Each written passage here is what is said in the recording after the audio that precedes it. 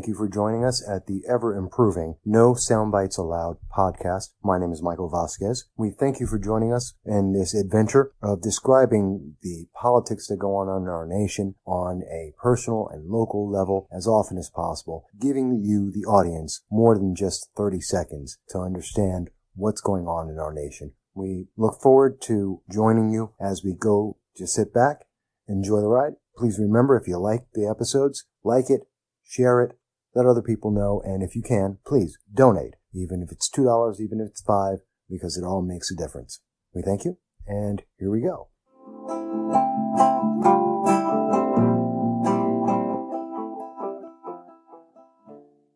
Hello, everybody, and thank you for joining us at No Soundbites Allowed, your favorite program on the podcast, with your host, Michael Voss, the Dragon of the Southern Tier. I hope everybody has been well. Well, I have a very interesting episode, and there's a lot, and I know I tried to do this as, this isn't scripted, as many people may have noticed over the many episodes. We do this live. The thoughts that I have on a topic that I want to pick. So bear with me, because I want to go into something that's in depth, and I hope I can clearly state what I'm talking about here, because there's a lot to it. And what I want to talk about is the battle that we're seeing play out since February 14th, since the Parkland, Florida shooting, where we're seeing a battle of style over substance in our politics. We're watching the impact of the slaying of a constitutional right, the dragon that is our constitutional rights. And I say that very specifically because if we're looking at the media very clearly, and as it's being depicted in the media and in social media, we're seeing that constitutional rights, in particular the Second Amendment, is being portrayed as if it is some kind of dragon, some kind of villain, and that we're looking at heroes and warriors, social justice warriors, are the ones trying to protect us from this dragon, these constitutional rights. And I think that's a very important image. Now, I want to step back to give full context to this from what I can see. All right. And that is that we now have a society that is inundated with information. Okay. Whether it's Google or whatever search engine you want to use. We're talking about YouTube. You're talking about Facebook and other social media. We have access to more information at our fingertips in mere seconds than any society ever in existence before. And instead of having the knowledge of this information, we have a lack of comprehension. Okay. You can pull up anything. And I've been having discussions for well over a month now where individuals are going to Google and other search engines. And in this discussion of the Second Amendment and our rights and freedoms and how they interact with what's going on in protests that we're seeing out there, that they're saying to me, they're feeding back, they're parroting these quotes that they find online that support a singular viewpoint without comprehension of what does that mean. Okay. I have a gentleman I've been talking to for the last 3 days on Facebook, and you can find the post. We're talking about the Parkland shooting. We're talking about the Second Amendment. We're talking about limiting the rights of a select group of individuals who don't necessarily know what those rights are or the consequences of that. And in that discussion, this gentleman has been mentioning several times over 3 days, actually more than 3 days, how he doesn't know the law. He hasn't looked into the law. He has never bothered in 3 days in a discussion with 3 individuals who are quoting actual law and statutes and actual results in both court and in real life that are ongoing. What's the law and what's the impact of the law? And this gentleman's coming back with, well, that's not as important as how I feel. And it's not as important as the emotions that we have about this. And it should just change. How can you have a discussion? He can't comprehend the law. And he's looking up these quotes online and saying, well, here's a quote. Here's this issue. Here's this fact. I'll give you a great example. We're talking about gun control mass shootings. And one of the things that he brings up is, well, what about Australia? And my answer to him was, Okay, do you know about the mass shootings in Australia right now? He says, what mass shootings in Australia? I said, there's the point. You don't know. You just read a quote. You have no idea what's going on in Australia. I said, let me ask you a question. Very simple. How many mass shootings were there in Australia before they passed their gun ban? He had no idea. There were actually 13 over 10 years. I said, okay, and how many have happened since? I don't know. If you annualize that, that's 1.3 mass shootings per year prior to the gun ban versus what we see now, which is 0. Okay, so you're talking about 1.3 versus 0. It's statistically 0. There is no change. There is no true understanding of change because nothing has truly changed there. The number of knife attacks have gone up. The number of violence has gone up. And we're seeing other repercussions, but there is no real change in terms of the mass shootings. There really weren't any, and there really aren't any now. So there's no change there. It's not a valid example because you're not seeing an example of a change. You're seeing what statistically was consistent. So you're not seeing a change. But he didn't understand that, nor did he know that. He just knew the quote, the parroting. And so he's attacking this dragon.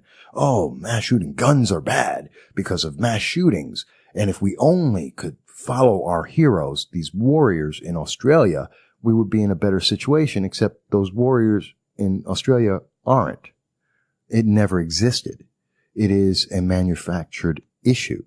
It is something that someone is putting out there to control the way people are viewing this so that they can then alter and have a political gain, altering the rights of individuals here in the United States and have a political gain to an agenda that the many people who are following it have no clue.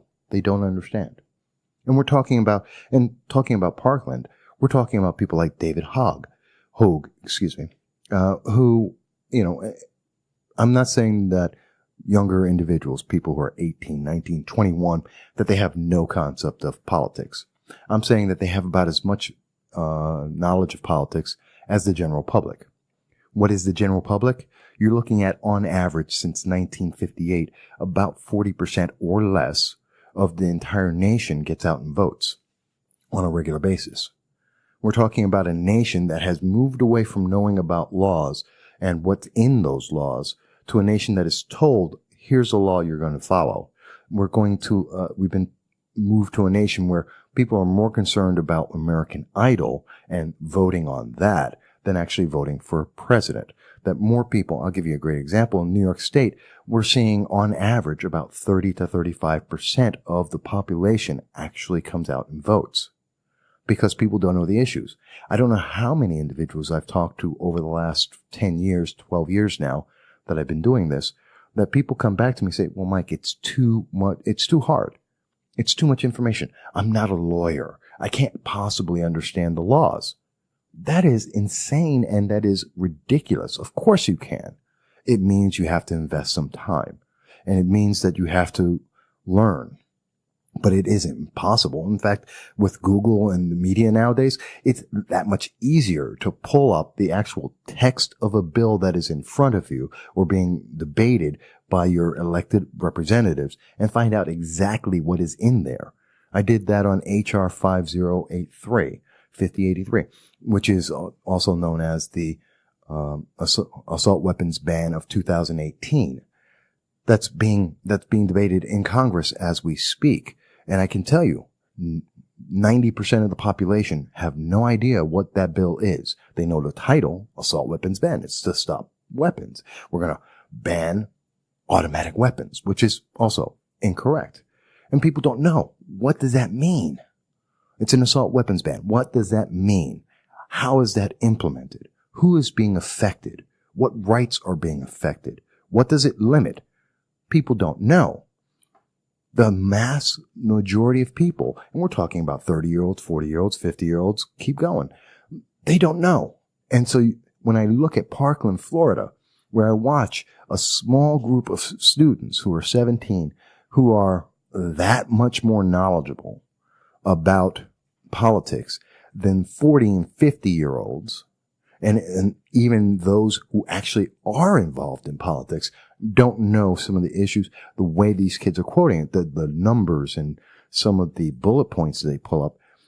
They don't, I know adults that don't know that. I know students in college who are studying to become lawyers. They can't quote these data points that, David Hogg is pointing out incorrectly, but he's pointing them out all the same. And we're led to believe that these students who are, as a generation, more focused on, if any issue, whether or not they can smoke marijuana, are suddenly intricately involved in the Second Amendment, which is not taught in schools anymore. Civics is not taught in school. And I have to say, it doesn't make sense to me, because when I listen to David Hogg and some of the things he's talking about, you know what I find? He doesn't know what he's talking about. A great example is if you go to C-SPAN 2, and you look it up, it is, and I have it in front of me here, it is his discussion on C-SPAN, which was from March 23rd of 2018, when he's speaking for Axios, which is a known left-leaning organization. And in that discussion, he's talking about the consequence of his actions, which is that in Parkland, Florida, one of the new regulations in the school system is that students, as of April, will be forced to have clear backpacks, which will be supplied by the schools, so that police and teachers and everyone can see what's in their backpack. And he is against this, David Hogg, because he says that this is a violation of the First Amendment, based on the fact that, other students can pick whatever backpack they want in the nation. But in Florida, they'll all have clear backpacks. And that's somehow going to affect the students, because they are ostracized, because they can't pick their whatever kind of backpack they want. And it may embarrass some students, in particular the female students, by having a clear backpack. I'm sorry, but let's be very clear.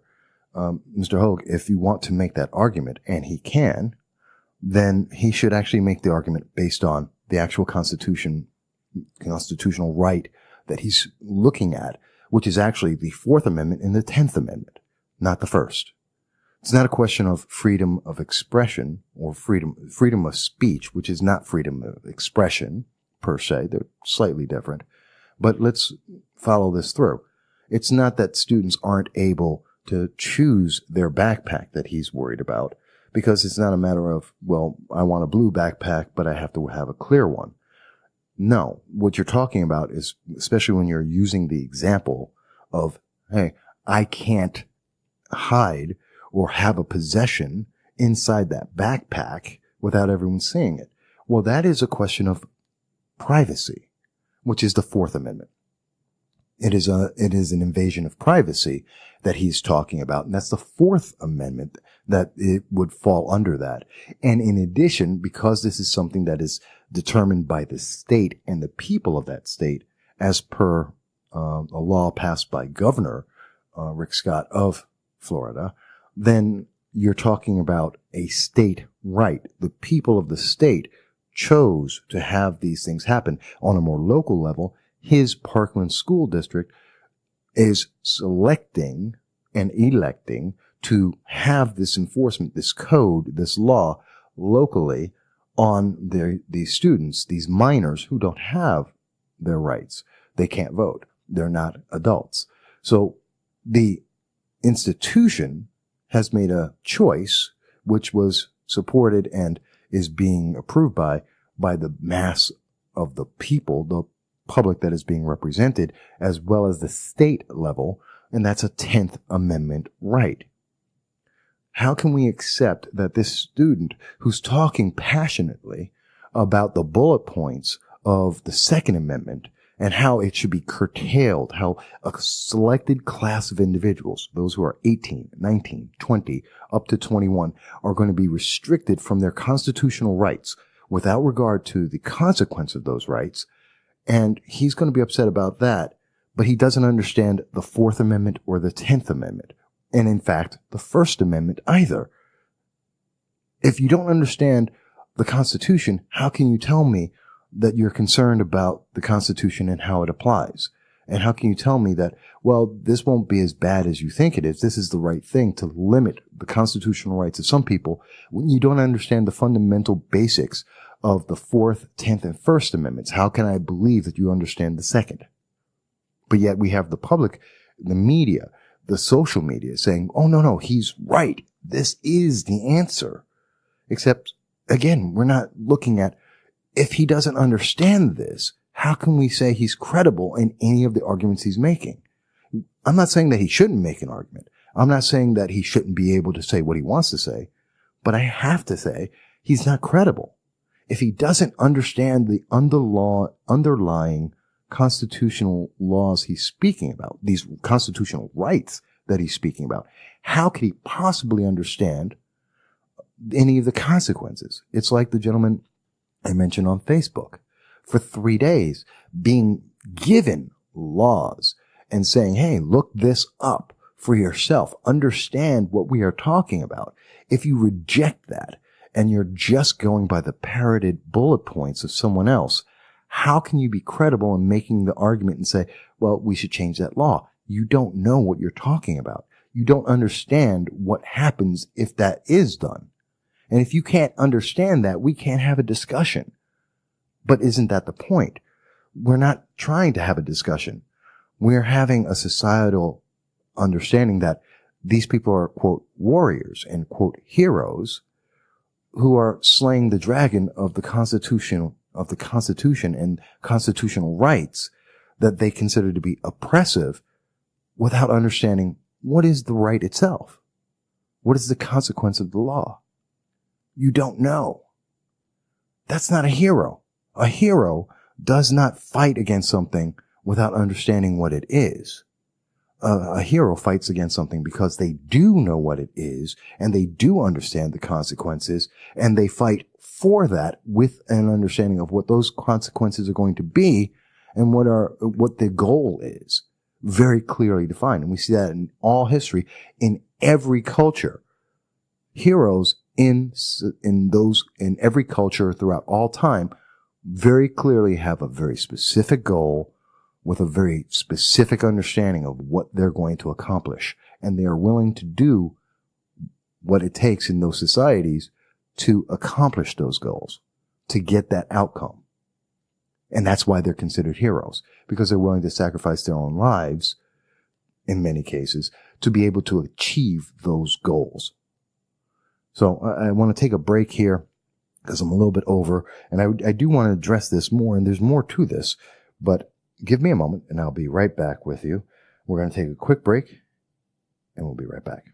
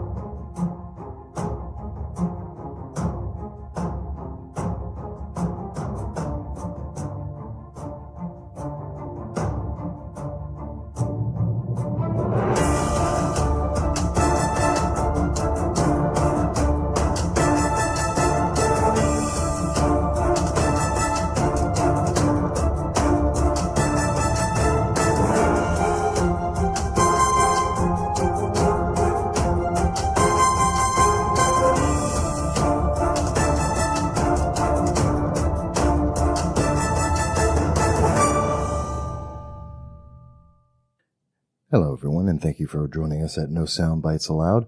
This is your host, the Dragon of the Southern Tier. That's right, this is Michael Voss, and I'm happy to be with you again, as always.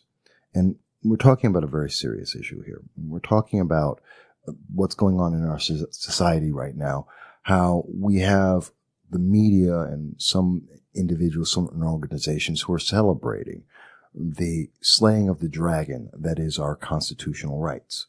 And that's something that they're doing without any concept of what those rights are or what is the impact of those rights. Because the majority of the public, regardless of age, have no clue. Most people aren't being taught what is the Constitution. Most people can't quote what is the Constitution, and they don't know what their rights are. And I've seen this a long time. I mean, in many of these groups, we have to question them. I mean, I was speaking with a gentleman here in my local region, which is Binghamton, New York. There was a protest by Black Lives Matters. And in their discussion, and this is on videotape, you can go to my site. You'll be able to see it's Black Lives Matters enters Binghamton at mvass.com. And taping the entire event to put it out there for the public. And you're listening to many of the speakers talking about equity, that we have to have the government provide us equity that is guaranteed to us. And in fact, afterwards, I had a very interesting conversation with Mr. Larry Parham, who is a member of the Citizen Action. He's a member of the far left and Black Lives Matters. And he's speaking there and talking about how the Constitution guarantees equity. And I had to stop him at that moment. And I said, perhaps I'm missing something here, Larry, but where in the Constitution does it guarantee equity? Equity, that the government guarantees we will all have the same thing. Now, that's a socialist idea, and it's something that you would see in, say, the Soviet Union, the former Soviet Union, or communism, where the government guarantees that the government guarantees an equity, the sameness for people. But it's not in our Constitution anywhere. And I asked him, please point to me anywhere, and ask any social justice warrior that you would like, point to where in the Constitution equity is mentioned, ever. And you know what? It doesn't. They can't. Because it's not true. It's not a right. It is not a guarantee of our government or our society that you have equity. You have the right to pursue anything. And the government is there to ensure that you have the right to pursue, which means you may succeed or you may fail.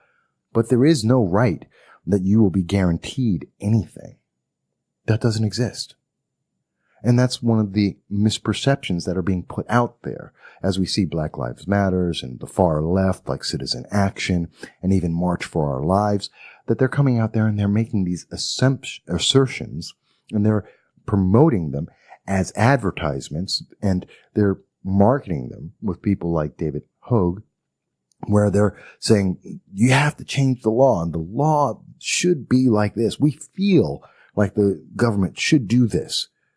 Except there is no basis in law for that. There is no basis in our society for that. And I find it quite interesting. I mean, going back to, as we were saying in the last segment, Mr. Hogg actively has been out there talking about increasing the power of government, because he's asking for the rights of individuals to be minimized and the government to be elevated, that the government must protect us from ourselves by limiting the number of guns that could be available, that the different types of firearms based on a subjective choice of the government should be limited, and that people should be restricted in the time frame in which they can execute their rights. This is what he's asking for. Very simply, we're talking about minimizing the time that someone can to express and live with their constitutional right, because you're limiting it to someone 18, 19, 20. They don't get that right. They suddenly are denied that right because the government said so, and it is enforced by the government. So you're promoting government over people. And at the same time, on March 23rd, David Hogg is also mentioning how he's upset because with this increased power to the government that he fought, and he's been on TV marching around talking about he wants to make sure people are restricted in their rights, his own age group. He wants the government to come out and restrict his own constitutional right.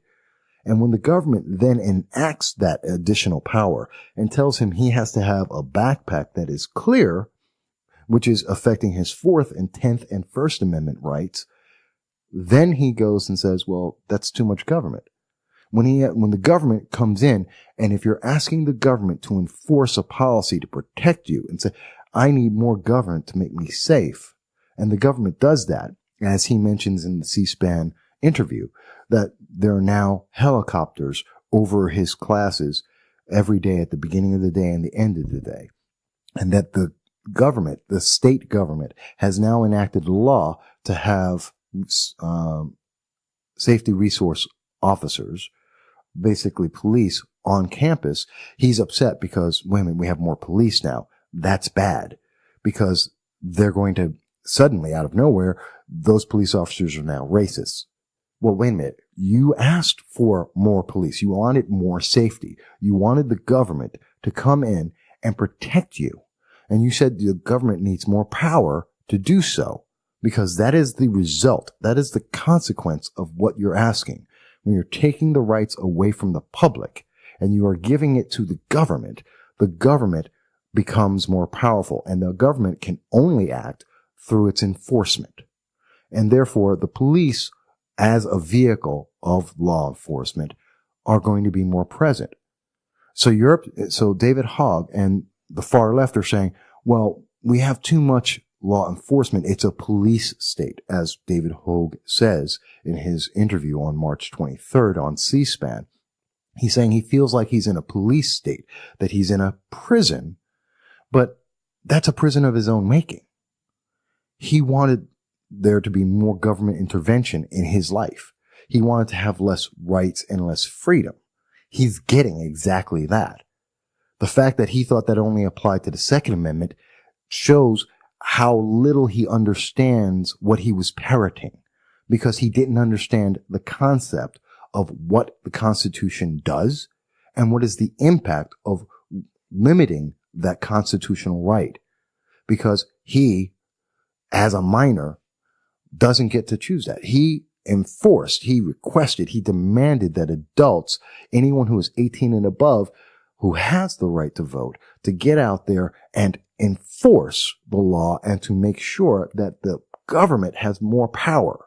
And in doing that, he removed his own rights and his own protections. He's losing on the Fourth Amendment, on his privacy. He's losing because the 10th Amendment allowed the state to enact that reduction on the Fourth Amendment. And he wants to claim that that also affects his First Amendment right, because someone can see a backpack, and so he can't express himself, and his fellow students as well. Well then, but you asked that because when you ask for the government to increase its power on the Second Amendment, it affects all the others. This is the problem, because we're being told that the movement to curtail rights is a virtue, that this is a positive. Well, think about it. Is it? Is it really a virtue to be able to say to the government, you have more power over me, but then also turn around and say, well, that's too much power? The power you just gave them is too much. You don't get both sides of that.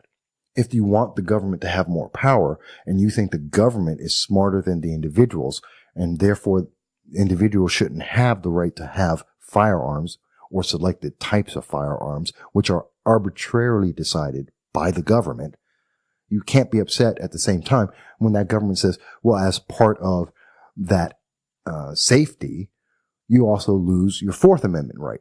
And you're going to be affected on the 10th Amendment rights. And you're going to have your First Amendment rights affected because they're all part of that safety. That's the trade you just made.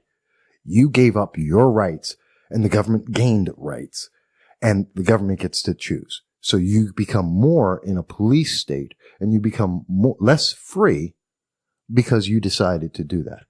That is the consequence of your decision. But that's not what the media says. And Mr. Hogg is like, well, that's not what I wanted. Well, that is what you asked for. That's what you very publicly asked for. That's what you've been fighting for. And you have to ask yourself, do the much promoted social justice warriors truly advance this society? I mean, that's a real question here. Is David Hogg, as a social justice warrior, and March for Our Lives and Citizen Action and the far left, are they really improving people's lives? Are they advancing our society? Are they? Because what they're advancing is government. They're advancing governmental control. Now, they particularly think that their form of government control is better than anyone else's. They think that their way of governing is going to be better, but what they fail to look at is, what's the consequence? Because government having more power means you have less freedom. And that freedom is not limited to one issue or one aspect. If you give the government more power and say, protect me, they're going to protect you from everything. In other words, they're going to take away your freedom from everything. And the excuse is, well, we're giving you more freedom. We're giving you more protection, that the government's protecting you. It just means that you lose more freedom than you thought you were going to, as is the case here with Parkland, Florida. And now we're looking at it expanding across the nation, as with HR 5087 and other laws across the nation. So we have to ask ourselves, do we see rights now? Do we see the rights as what I want to describe it as? Currently, our constitutional rights are dominoes. Okay, first, second, third, all of our rights are dominoes, and these dominoes are set on a seesaw. And this seesaw is in a boat in an ocean, which is in the middle of a tempest. It is being tossed about left and right, side to side, and it's being pushed and motivated, and it's going, one side's gaining an advantage over the other, and it's up and it's down. But overall, we're watching dominoes are falling in this process. But no one's noticing that, because what everyone's noticing is the turmoil. You're looking at the ocean shake about, being tossed about left and right. We're watching everything go, okay, well, we want to have more government intrusion because we want more safety. And whether or not you actually get that safety doesn't matter, because you already gave up the right to choose. You gave up your freedom. And understand very clearly, there is no guarantee here. If you ban what are misnamed as assault weapons, which is basically any firearm that is semi-automatic, because that is by definition what we're really talking about. That is the definition that's being put out there, because there is no difference between one semi-automatic rifle and another, besides the cosmetic look of that. The function is exactly the same. The bullets move at the same exact speed. There is no difference whether it's a hunting rifle that's semi-automatic or an AR-15, of which there are some models that are more movie-like than other models. So it's literally depending on the version that you want, what the look is you want. Because if you have a cosmetic look of one style versus another, well, then it's classified. And I use the example of the Mini Ruger 14. Please look this up. The Mini 14 Ruger rifle. There are 7 versions of the rifle. The ranch version is what most people would consider a hunting rifle. And then there is the tactical version, which many people would say is a military style. There is no functional difference between them. One is made of more metal. The other is made with more wood. They function exactly the same. Same rate of fire, same firearm, same ammunition, same bullets, same everything. Nothing changes. So you're not really talking about making people safer if you ban the tactical model but allow the ranch model. So that means that if you're asking the government to make you safe by limiting the firearm based on its capabilities, well, then that means you're taking away all of those firearms. And whether that's being said today or tomorrow doesn't really make a difference, because the inherent right to be able to protect yourself from the government with these firearms, which is the basis of the Second Amendment, is removed. Because the Second Amendment is not about hunting. The left loves to say it's about hunting. No, it's not. And the left loves to say that it's about sportsmanship. No, it's not. It is, at its core, about protecting the public from the government, because the government, if it gains power over the people, will be corrupted. That's why we as a nation left England. England was corrupt. The taxation without representation. It was a corrupt form of government imposed on the people and denied their rights. So, to protect ourselves, we split away and we fought a war. And everyone needed to be armed to do so. And that right has remained to protect us from the future of a government that has more power than the people do. That is the core of our country.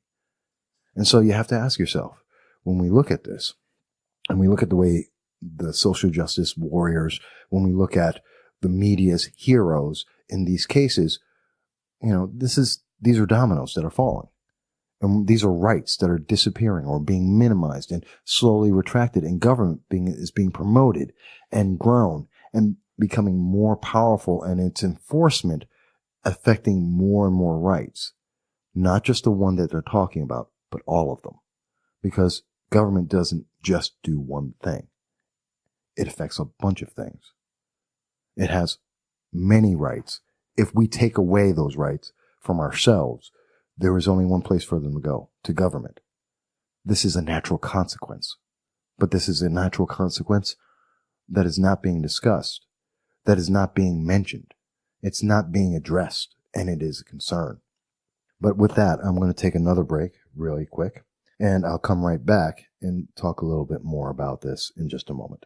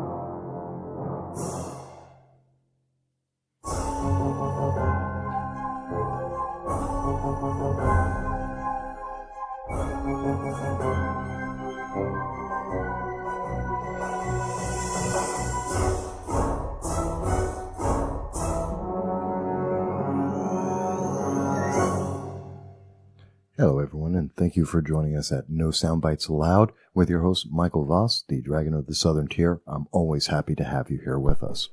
And so today we're talking about something I think is very important.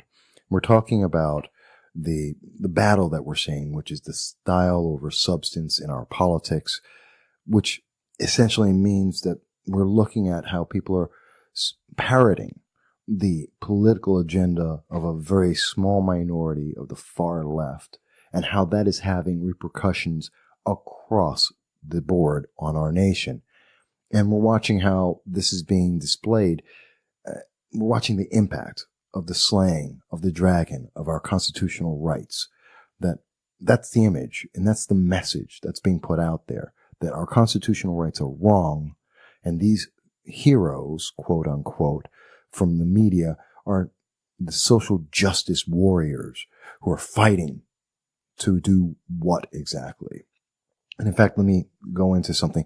I want to paraphrase. There's something by a writer, Carol Pearson. And I want to paraphrase something that they wrote about the ideology of what is a warrior and such. And they say, a warrior is responsible for what happens around them and because of them. Their goal is to make a better world for all. I just wanted to paraphrase that. Now, that's the goal of their discussion on a warrior, a social justice warrior, or any kind of warrior over history and time, whether you're talking about Achilles or in modern media, you're talking about Captain America, or you're talking about David Hogg. These are the ideals that we're speaking about. And that ideal warrior, whether it's the Spartans or anyone else, they are acting to affect everyone around them because they have a very specific goal. And because of them acting for that goal, they want to make the world better. Okay? And let's say that when we're looking at the far left, when we're looking at organizations that have been proclaimed as these warriors, such as David Hogg, or the organizations like March for Our Lives, or Citizen Action, and the rest of the far left, we have to, Black Lives Matters, we have to ask ourselves, have they actually made things better? Well, looking at Parkland, Florida, let me ask, David Hogg seems to say no, because he's talking about, well, now, because of his actions to curtail the Second Amendment, he's in a prison state, that he believes the government has too much power. He's afraid of that influence of this increased power of the government encroaching on their lives, both in terms of privacy, in terms of, just race relations. He's afraid, as he suddenly brings up race relations, which I don't know where that applied in this whole thing, but suddenly he's talking about race relations and how having more police is somehow going to negatively impact Black and Hispanics and minorities.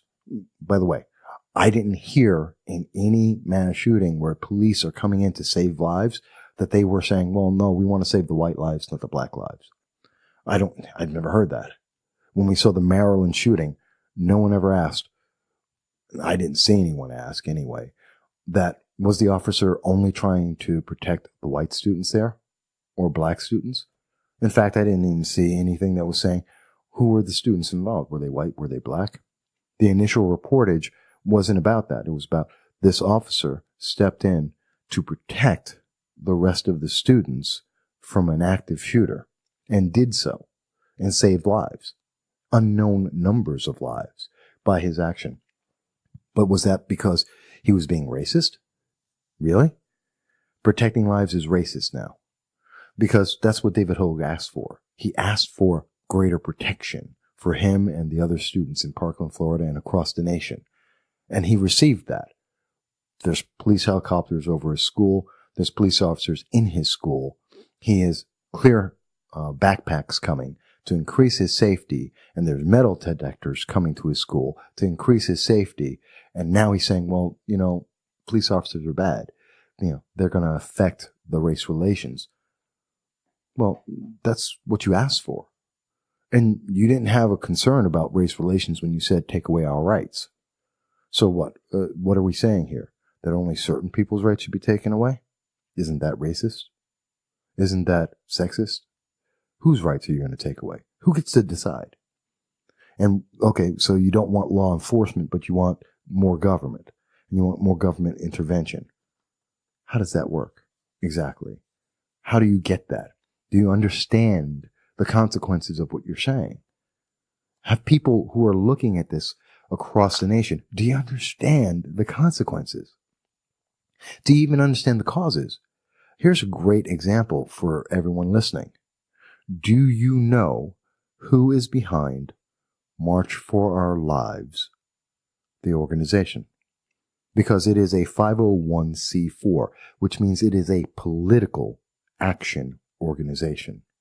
It is meant to enact political propaganda or agenda. It is there to promote specific political ideals.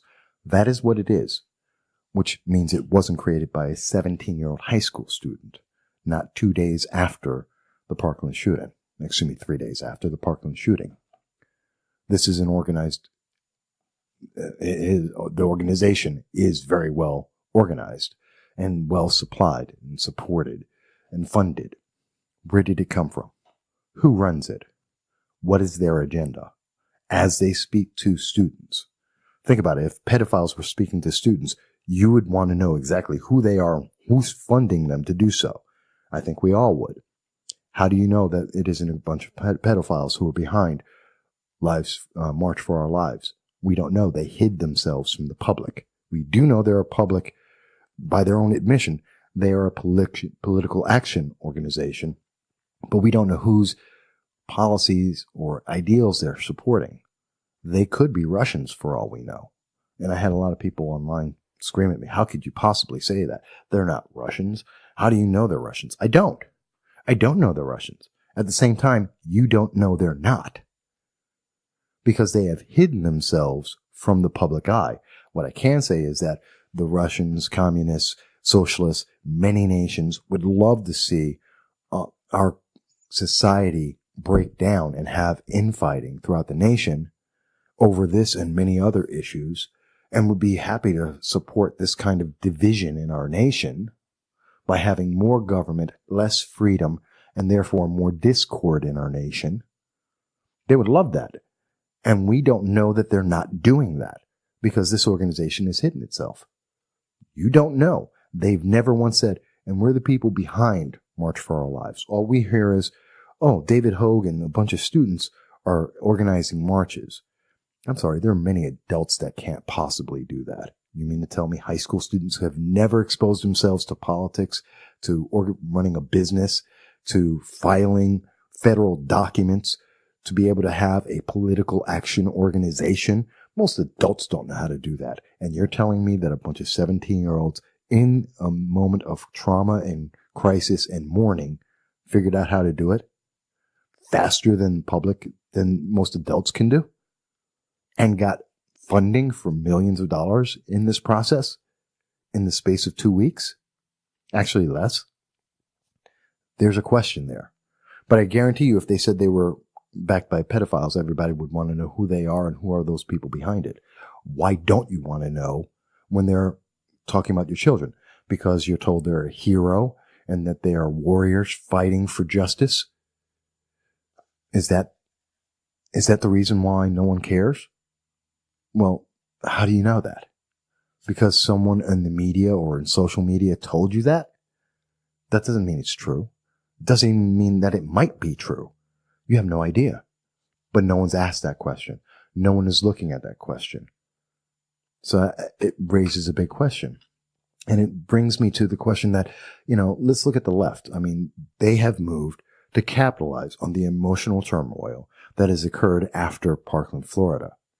And let's think about it. What are the results we've seen so far? And I've been talking about that on and off here throughout the whole thing. But what we've seen is they have a quest to ban and restrict freedom. Because that's what it is when you take a constitutional right and selectively limit the ability of some Americans to be able to get that. Now, they're basing it on age, but it might as well be race or religion or any other reason. You're selectively allowing a group of individuals to have less freedom than any other group because you choose to, because that's what the left said they want to do. And that's the result they're looking for. And they also have a quest to limit that class of people, as I'm mentioning. They're limiting the freedoms some people have, and they're justifying it by saying, well, that's for the greater good, and you'll be more safe, maybe. Because there's no guarantee that any action that we're seeing happening is going to stop a single criminal. Matter of fact, we saw in Maryland this very argument in one of the most regulated states in the nation. An individual who could not, by state law, you have to be 21 to own a handgun. He got his hands on a handgun. It's illegal. He attempted to murder individuals. That's illegal. He did that on a school zone, which is a gun-free zone, which is illegal. At every step, he broke the law, and yet no one was protected from his abuse of freedoms, his abuse of the law, his criminal acts. To put out the law and to give up your rights doesn't ensure that you will be safe. It doesn't even say that you might be safe. It just means that the government has more power, you have less. And Maryland showed that. The Maryland shooting proved that. And in addition, we see that the left is requesting, they are in a quest to expand the power of government over people, as I've been discussing. Because that's what you see. In Maryland, there's fewer people who have the right to own a firearm. In particular, those adults, 18, 19, 20 years old, who have limited rights and limited freedoms and got zero safety for it because the Maryland shooter broke every single one of the laws. And everything that they were hoping to protect them from failed. And you have to ask yourself, where's your trade-off? Those adults, those young adults who should have the freedom, don't. And all they got for that was a pipe dream. And that pipe dream failed. So I have to ask that, when you're looking at this and we're seeing, and remember, there's more consequences than just that. Remember that because of the March for Our Lives, the national walkout, the increase of the power of government over individuals, it didn't stop at just Parkland, Florida, because we saw in Minnesota and in Ohio and in Oregon, there are people being affected there too. Students who, when the national walkout went on, where educational institutions pushed students and demanded that students they were mandated to actually be involved in this. When students actually stepped out and said, no, I don't want to do this, as reported by KSTU TV in Minnesota, the student said, I don't agree with that. I don't agree with the message of this protest. And I believe that restricting my personal rights is not going to help. And I believe in the Second Amendment as it exists. He was ostracized, and his issue and view was minimized, and he was rejected and ejected from the protest. Well, that's kind of odd. We're seeing that across the nation. How much is this being reported? We saw everyone report, every news media report on the fact that, there was this national walkout. What wasn't reported is that this was mandated in many places. And what was reported is that there were many students, or some at the very least that we do see have been reported, who objected. And those who objected were submitted to suspensions and ejection and ostracized. That's horrible. And we're seeing now lawsuits about the First Amendment freedoms that they are fighting for because they were denied that. And we're seeing parents across the nation going, wait a minute, why was this allowed? Well, and we're seeing teachers and superintendents go, well, we can't stop a 12-year-old from executing their First Amendment right. Okay, fantastic. But what if that same 12-year-old parent recently asked that, and it was on video on Facebook, as a matter of fact. A parent asked, well, what stops my student from going out and protesting right now? Say they want to protest for or against abortion. They want to go out and protest right now for or against the balanced budget or any other issue you could possibly imagine. Are they allowed to do that? Would teachers allow students to walk out of school Monday morning, and celebrate, have a public display of their expression of support of the officer in Maryland who protected the other students by stopping the mass shooting that was occurring there? Can they do that? Will the teachers allow them to do that? And the answer is no. No, they wouldn't. But then why? Why not? These are critical questions. Because I believe at the end of the day, in summation here, we're watching that we're being sold a story. That we're being told that these are our new generation, our new societal heroes. This is the pinnacle. This is what we're supposed to be looking at. This is what fighting for something is now become, where you fight these ideals. And they are fighting ideals. They are social justice warriors fighting for everyone. And what they're fighting for is killing, just like in Star Wars, the most recent one, The Last Jedi. Kill the old. Get rid of the old. Kill it if you have to. Well, the oldest thing we have around is our Constitution. It was created when our nation was created. Kill it. We have the social justice warriors. We have a new mindset that a very select group of individuals has created and promotes. And they are telling us, oh, don't worry, it's only one thing. You're only giving up a little bit of freedom. You may not get anything for it. And at the end of the day, it affects not just that one thing, but everything. We should be very concerned. So I went over time today, and I hope you appreciated the conversation. It's food for thought. Please let me know your comments. Let me know your thoughts. Share this with others. Let them think about it. Whether you're for me or against me, you think I'm right or wrong, let's have that discussion, because I believe it's very important for the nation. And I thank you for checking out No Soundbites Allowed with me, Dragon of the Southern Tier. And I hope that you come back next week as well, and we'll talk some more. But until then, I wish you all well, and I look forward to seeing you at our next episode.